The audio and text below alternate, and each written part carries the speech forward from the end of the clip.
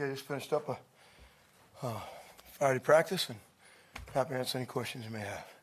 Rich, we haven't asked you about the guys on injured reserve for a couple of weeks now. Any updates on guys that you may expect to return soon? I think we're kind of in the same category to some degree where we were last time, but we feel like we got a chance for the Cincinnati week to get some of them back, except maybe Nick Morrow that week to possibly start practicing and start their 21 days.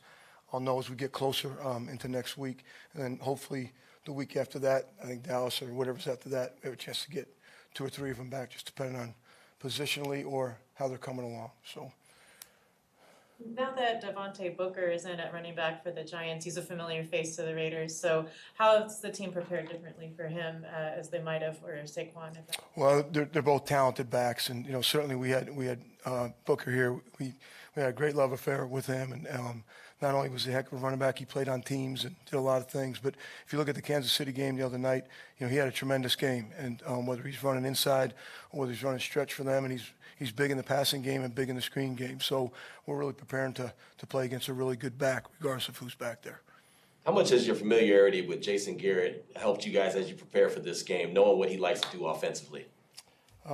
Great question. I don't know. We're looking at the tape, and he's kind of done a lot of things over the past 5 or 6 weeks that have been beneficial to what they're trying to do on offense with the personnel that they have.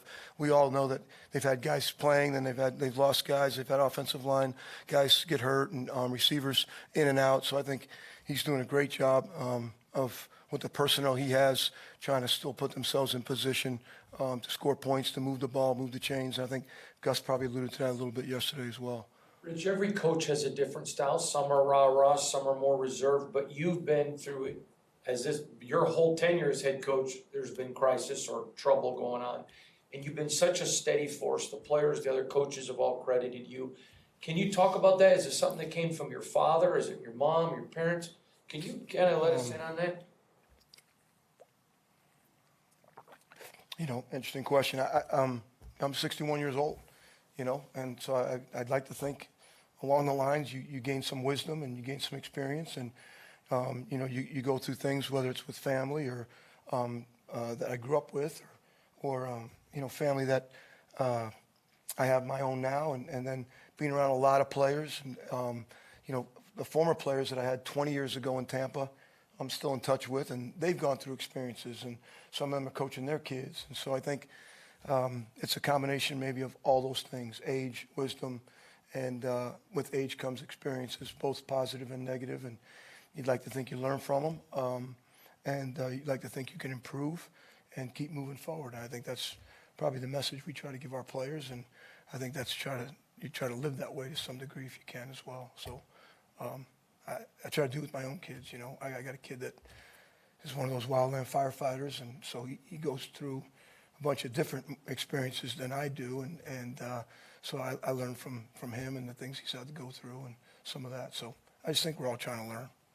Coach, have you been able to reach out to Damon Arnett today? I'm wondering because there was a report that surfaced about him being involved in a lawsuit involving a hit-and-run crash. And I don't know if you knew about that report or what you're... Well, we're aware of it, and certainly we're aware of it today. And I think it's been pushed towards his lawyers and his attorneys and their team of people to handle that. I don't think we can actually comment on it any further than that. Just to follow up, though, with the team itself, how important is it right now that this team just get out on the field, play a football game, and get back to business, so to speak? Well, I think certainly they're football players. They're pro football players, and what do you expect a football player to do? Play football, and practice football and prepare to play football, and that's how they feed their families, and we're all in that same boat. So it's always good to get on the grass and practice. It's always good to have an opportunity to perfect your craft. I just know we're excited about getting an opportunity to play football again and get on a plane today and be ready to play on Sunday. Rich, I apologize. I know you don't like talking about yourself, but the fans have very much embraced you.